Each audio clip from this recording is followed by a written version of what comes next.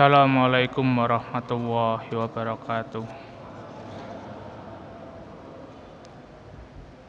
Alhamdulillah. Alhamdulillahirabbil alamin. Wassalatu wassalam ala asrofi al-anbiya wal mursalin wa ala alihi wa sahbihi ajmain, amma ba'd. Yang pertama-tama, marilah kita panjatkan puja dan puji syukur kehadirat Allah Subhanahu wa Ta'ala yang telah memberikan kita banyak rahmat dan karunia-Nya, sehingga pada sore hari ini kita masih bisa berkumpul di masjid yang kita muliakan ini.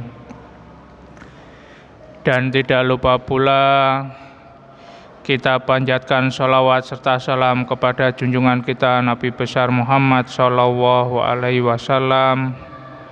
Semoga di hari kelak kita akan mendapatkan syafaat atau pertolongannya. Amin.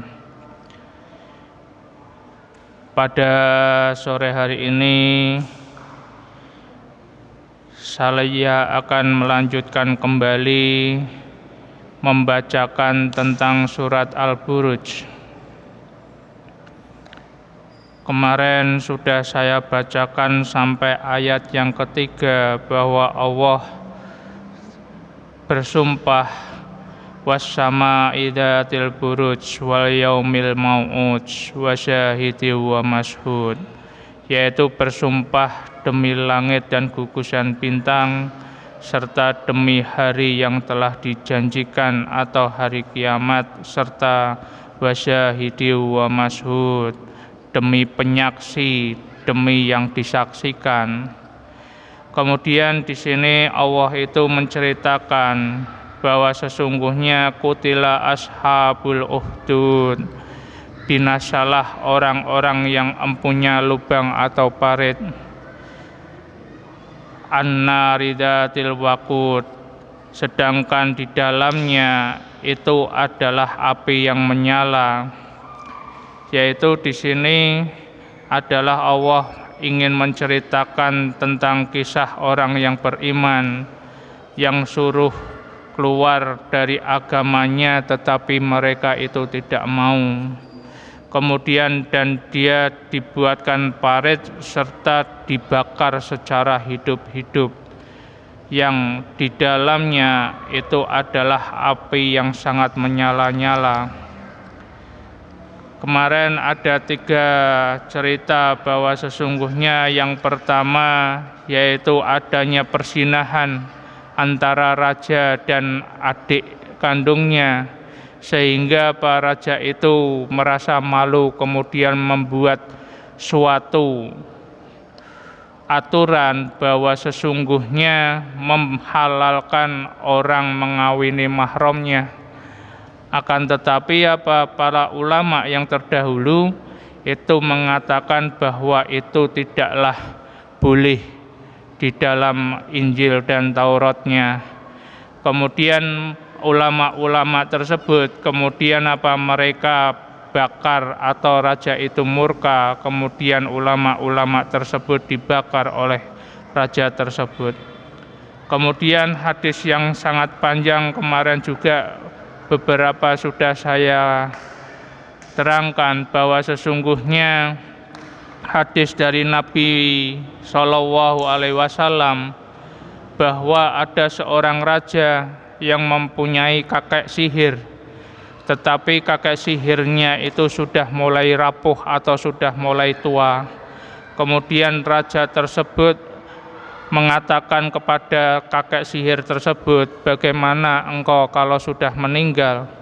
Kemudian kakek sihir tersebut menyuruh raja untuk mencarikan seorang anak kecil supaya dia itu bisa memberikan semua ilmunya. Akan tetapi setelah dia itu mendapatkan anak kecil tersebut, dan anak kecil tersebut itu sudah mempelajari dengan kakek sihir tersebut, pada saat anak kecil itu atau pemuda itu mau datang ke tempat kakek sihir, dia itu lewat di rumah seorang pendeta. Di rumah seorang pendeta yang pada saat itu kemudian pendeta tersebut menerangkan apa yang telah ditentukan oleh oleh Tuhannya. Kemudian pada saat itu anak pemuda tersebut mendengarkan sehingga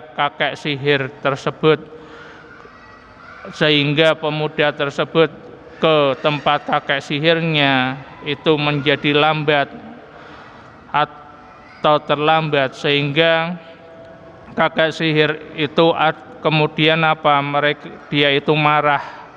Kemudian pemuda tersebut dipukul oleh kakek sihir tersebut. Kemudian setelah itu pemuda itu mengatakan kepada si pendeta, "Hai pendeta, ketika aku terlambat datang ke tempat kakek sihir tersebut marah dan memukulku. Kemudian ketika aku itu pulang ke tempat orang tuaku atau ke tempat rumahku, kemudian aku terlambat, kemudian aku dipukul."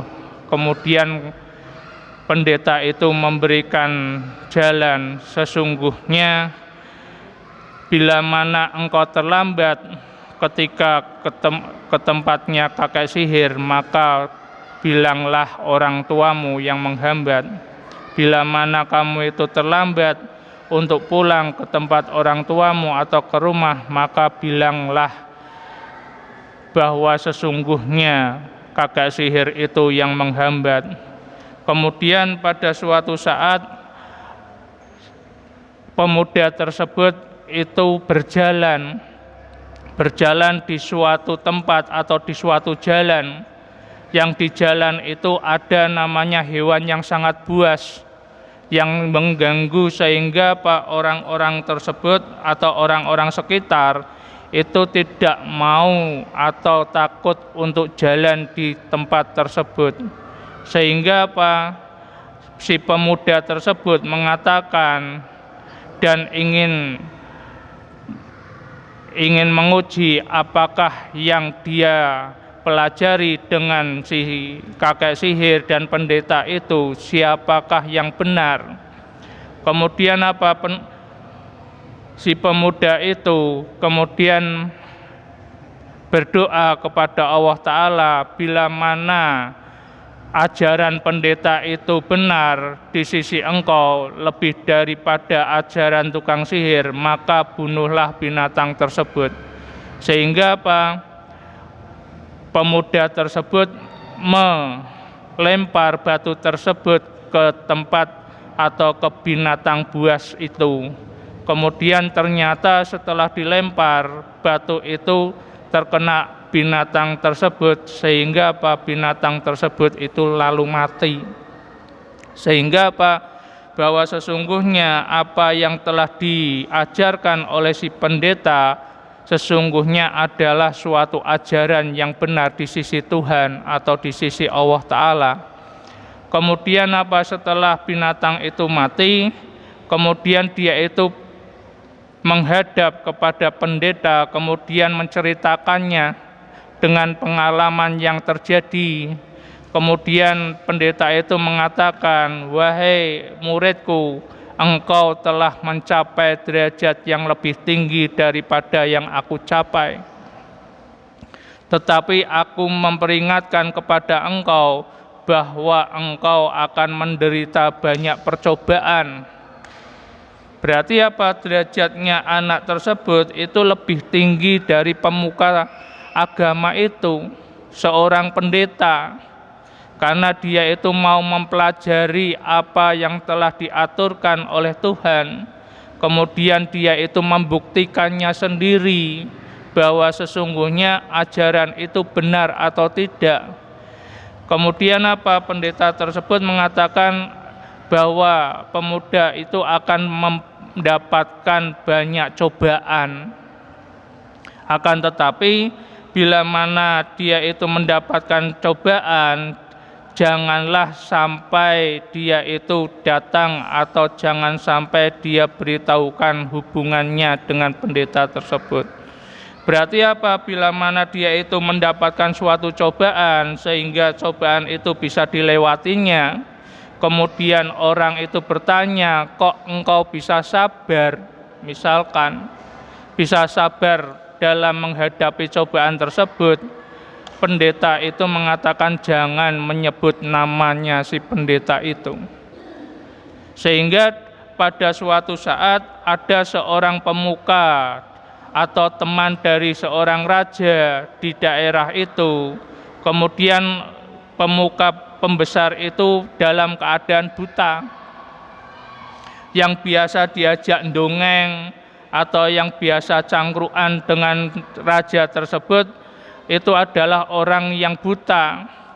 Sehingga pada saat itu ada seorang bala tentaranya atau ajudannya mengatakan bahwa ada seorang anak yang bisa menyembuhkan beberapa penyakit, sehingga si pemuka pembesar itu menyuruh ajudannya untuk memanggil pemuda tersebut, sehingga pemuda tersebut datang kemudian mengatakan, "Hai pemuda, sembuhkanlah butaku,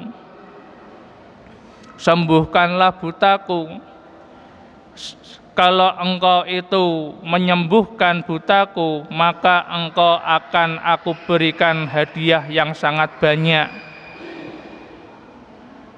Kalau bisa menyembuhkannya itu pemuda tersebut akan diberi namanya hadiah yang sangat banyak. Akan tetapi pemuda itu mengatakan, sesungguhnya saya itu tidak berkuasa untuk menyembuhkan apapun juga penyakit.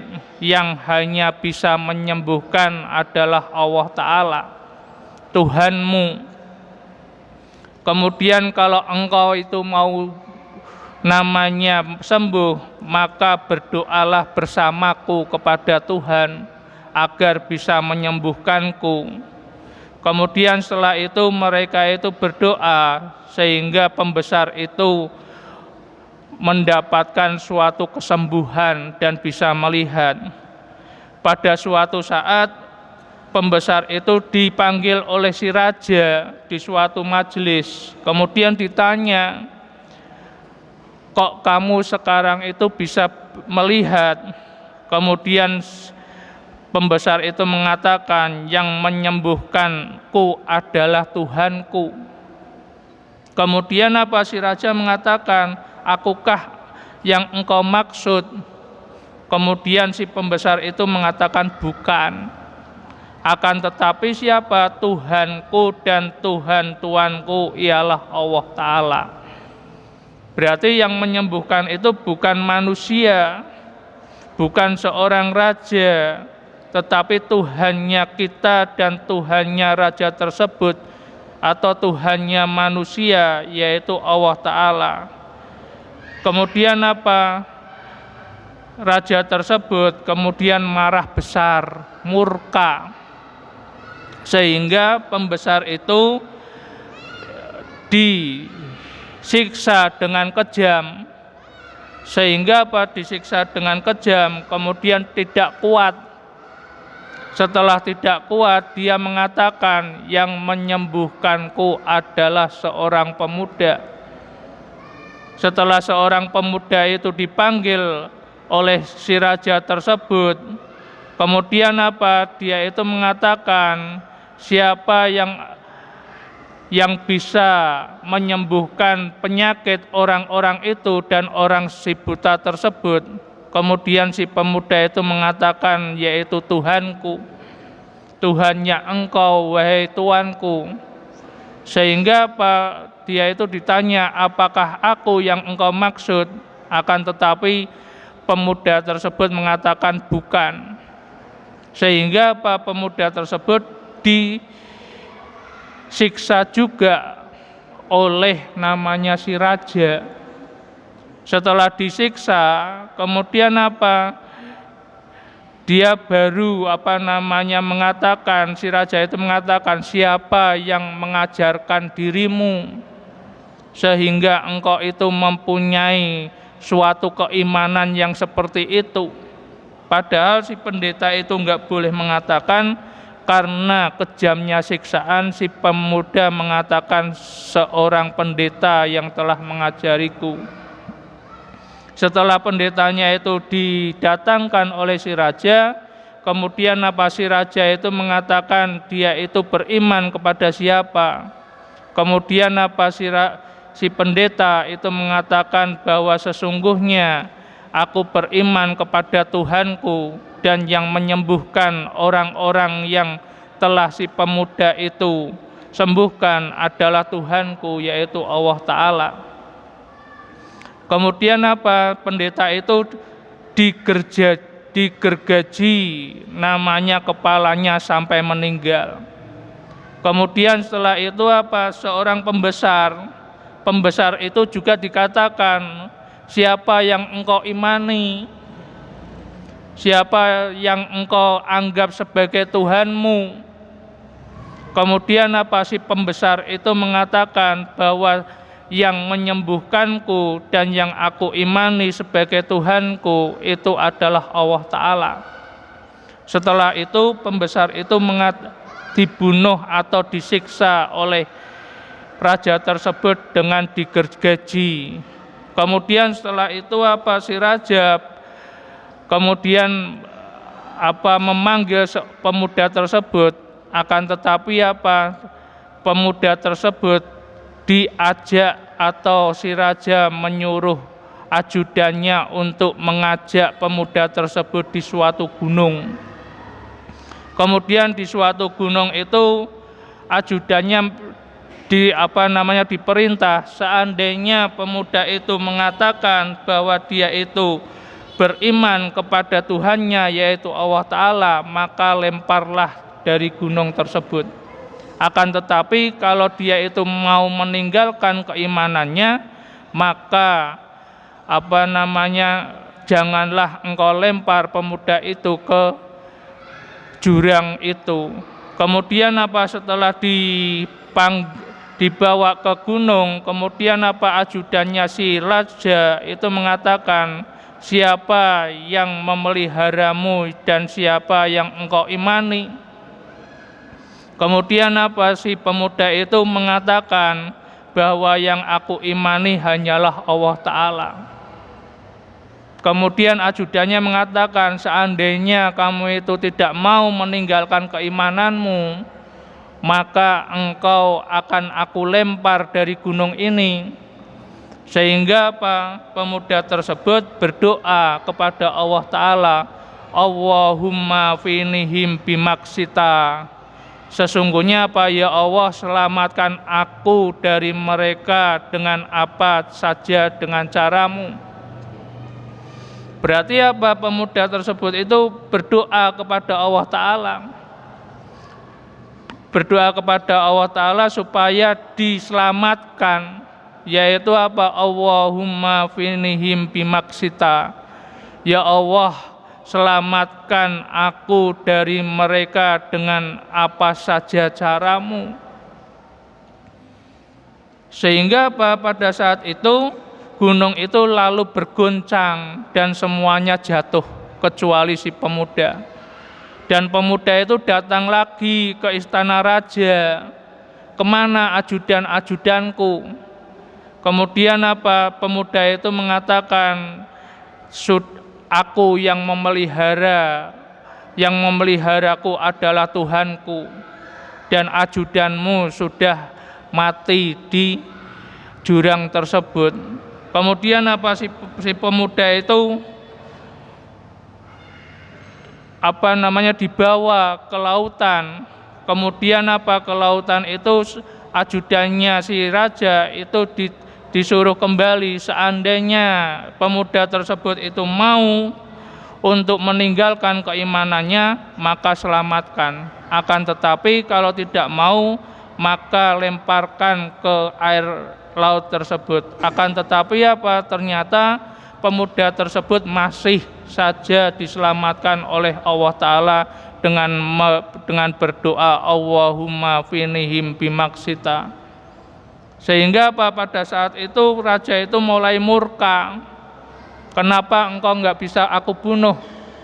Kemudian apa? Pemuda itu mengatakan, bila mana engkau itu mau membunuhku, silahkan engkau mengatakan Bismillahi Rabbil Ghulam pada saat mau membunuhku. Kemudian apa? Pemuda itu menyuruh raja tersebut membunuhnya dengan namanya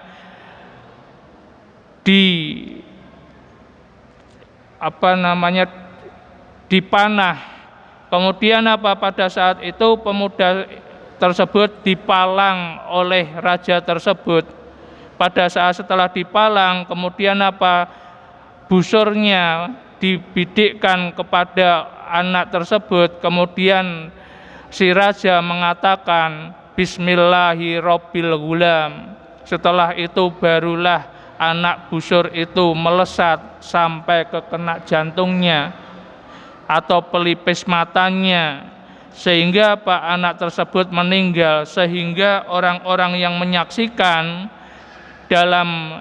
di tempat tersebut mengatakan amanna bi rabbil ghulam, kami beriman dengan Tuhan anak kecil tersebut. Kemudian melihat semua rakyatnya itu beriman kepada Tuhan yang dibawa atau dipercayai seorang pemuda, kemudian apa? Maka raja tersebut mendapatkan bisikan dari ajudan yang lainnya, para menterinya. Ini yang engkau takutkan, wahai raja, bahwa sesungguhnya rakyatmu telah beriman kepada Tuhan pemuda tersebut. Barulah raja itu murka, sehingga apa? Orang-orang atau rakyatnya itu satu persatu dijatuhkan ke dalam parit yang ada apinya. Berarti apa? Raja tersebut menyuruh membuat parit, kemudian diberi api, kemudian dimasukkan satu-satu. Pada saat itu ada seorang perempuan kemudian membawa anaknya, yang anaknya masih bayi, dan perempuan itu ragu untuk namanya menjatuhkan diri ke dalam parit tersebut. Sehingga kemudian apa? Anaknya atas seizin Allah Ta'ala, anak itu bisa berkata, teguhkanlah hatiku ibuku, ibu adalah dalam agama yang benar. Sehingga apa? Melihat anaknya itu berbicara seperti itu, kemudian seorang ibu tersebut masuk ke dalam parit yang menyala itu. Itulah namanya cerita dari apa yang ditafsirkan oleh beberapa riwayat, yaitu tentang kutila ashabul uhdud an-nari dzatil waqud. Kemudian apa? Idhum alaiha qu'ud, ketika mereka duduk di dekatnya. Pada ayat yang ke-6 ini, bahwa sesungguhnya Pak Hamka mengatakan mereka gali lubang lalu mereka lemparkan orang-orang yang beriman kepada Allah ke dalam lubang itu, lalu mereka bakar sehingga api yang menyala ketika mereka duduk di dekatnya, yaitu mereka yang menggali lubang buat membakar orang yang beriman itu sambil membakar telah duduk di dekat lubang parit tersebut. Dalam hal ini bisa juga ditafsirkan bahwa sesungguhnya yang dimaksud itu ketika kaum muslimin atau muslimat itu dimasukkan ke dalam lubang tersebut itu dalam keadaan duduk. Berarti apa? Setelah dia itu duduk di tepi lubang yang penuh dengan api, kemudian dilempar atau dari belakang itu dimasukkan ke dalam api tersebut.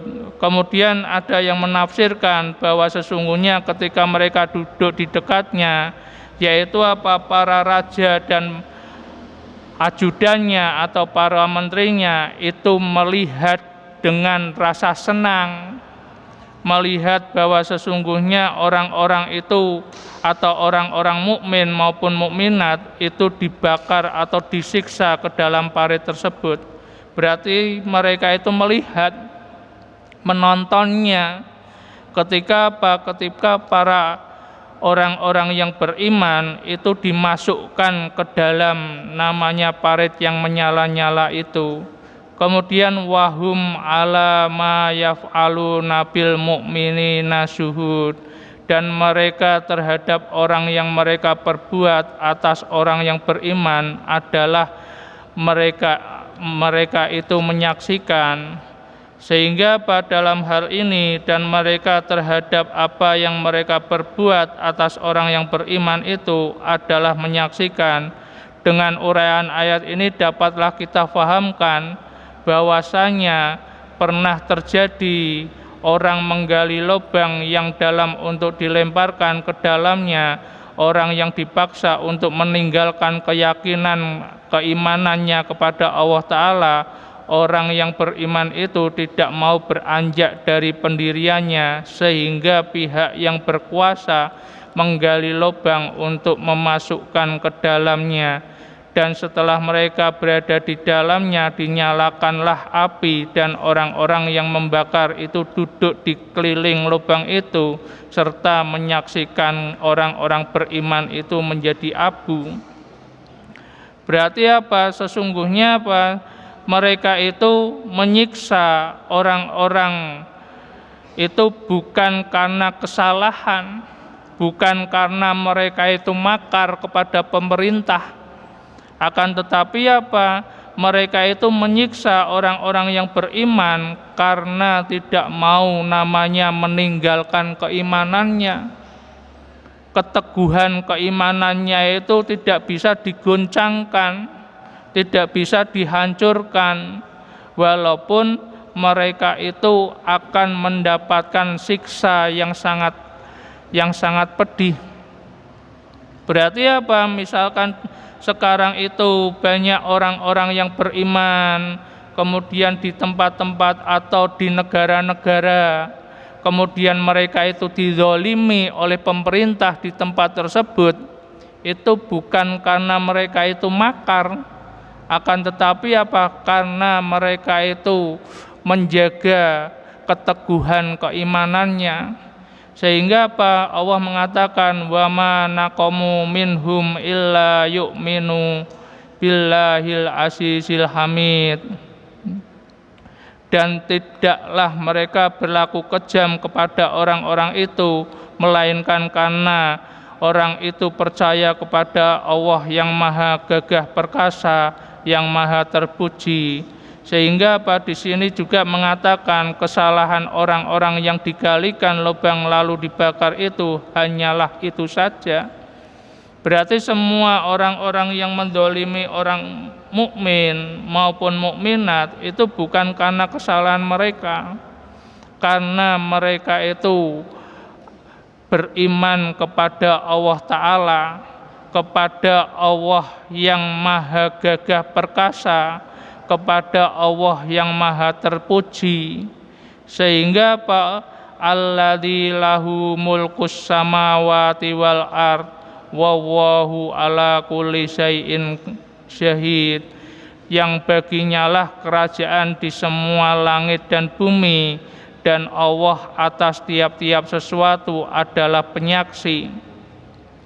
Berarti apa? Di sini itu diterangkan bahwa sesungguhnya keyakinan tauhid pun sampai kepada satu kesimpulan bahwa sesungguhnya kekuasaan yang maha tinggi, maha luas, meliputi seluruh alam hanya kekuasaan Allah saja. Kekuasaan manusia itu tidak ada, kalau ada sangatlah terbatas. Berarti apa? Semua itu kalau Allah itu mau berkehendak dengan tiap-tiap sesuatu, itu Allah itu bisa melakukannya saja tanpa ada namanya suatu bantuan. Bukan seperti manusia. manusia akan memberikan hukuman atau manusia itu akan memberikan suatu hukuman kepada orang lain, itu pasti dibantu. Misalkan raja tersebut ingin menghukum orang-orang yang beriman ke dalam parit yang menyala-nyala, itu yang membuat parit yang menyala-nyala adalah para bala tentaranya. Akan tetapi kalau Allah Ta'ala itu bisa melakukannya tanpa ada bantuan siapapun. Kemudian di sini dikatakan kalau ada sangatlah terbatas, karena kekuasaan manusia yang terbatas itu hanya pinjaman sementara belaka dari Allah. Tidak ada satu kerajaan yang meliputi seluruh permukaan bumi ini, baik dahulu ataupun sekarang, ataupun kelak kemudian hari, seorang kepala negara dinaikkan dan kemudian diturunkan. Sehingga sesungguhnya apa yang telah dilakukan oleh manusia, baik itu kebaikan maupun kedzaliman, itu Allah itu pasti akan membalasnya. Allah itu pasti akan menyaksikannya. Berarti kalau ada orang zalim menzalimi kita, itu sesungguhnya kita itu janganlah takut. Janganlah kita itu gentar. Allah itu pasti menyaksikannya, dan Allah itu pasti akan memberikan hukuman, akan memberikan azab, baik secara langsung maupun yang tidak langsung. Berarti Allah itu bisa mengazab orang yang zalim itu dengan secara langsung ataupun tidak langsung. Walaupun tidak langsung orang yang zalim itu diberi azab di dunia, tetapi Allah itu selalu mengingatnya, sehingga orang tersebut akan diberi siksa atau azab yang sangat pedih ketika dia itu di hari kiamat atau di akhirat kelak. Sehingga ada yang mengatakan bahwa sesungguhnya innallaha yumhil wala yuhmil, bahwa sesungguhnya Allah itu hanya menunda saja, memberikan azabnya itu tidak langsung, itu hanya menunda saja. Akan tetapi Allah itu tidaklah lalai akan hal tersebut, lalai akan apa yang telah mereka lakukan di dunia. Berarti semuanya itu Allah itu akan membalasnya. Apa saja yang manusia itu lakukan, baik itu secara langsung atau nanti ditunda setelah dia itu mati atau di hari kiamat. Makanya innallaha yumhil wala yuhmil. Sesungguhnya Allah itu hanya menunda saja azab dari orang-orang zalim. Akan tetapi Allah itu tidaklah lalai kepada mereka. Sehingga Allah berfirman dalam ayat yang ke-10, innalladzina fatanul mu'minina wal mu'minat tsumma lam yatubu falahum adzabu jahannama walahum adzabul hariq.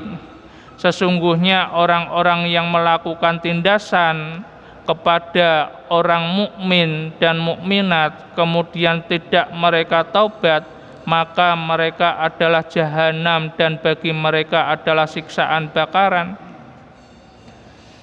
Berarti di sini itu Allah itu akan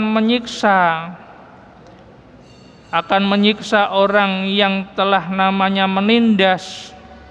Makanya dikatakan innalladzina fatanul mu'mini wal mu'minat. Fatanu itu berasal dari kata fitan, yaitu ujian. Berarti seorang mukmin maupun mukminat itu pasti diuji.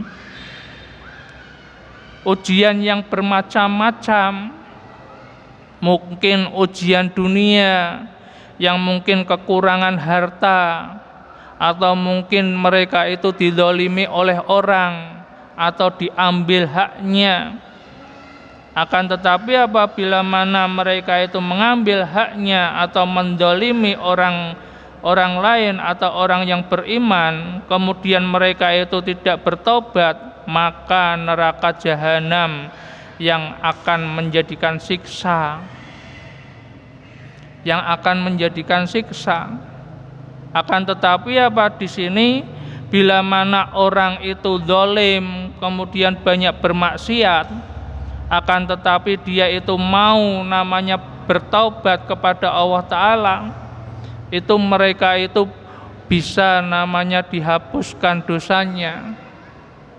Ini saja yang bisa saya sampaikan karena waktu Isya sudah mulai berkumandang, dan saya mohon maaf bila mana ada perkataan atau keterangan yang belum bisa dipahami, mungkin karena masih kedangkalan ilmu saya. Marilah kita tutup bersama-sama belajar kita pada sore hari ini dengan berdoa bismillahirrahmanirrahim. Subhanaka Allahumma wa bihamdika asyhadu alla ilaha illa anta astaghfiruka wa atubu ilaih. Assalamualaikum warahmatullahi wabarakatuh.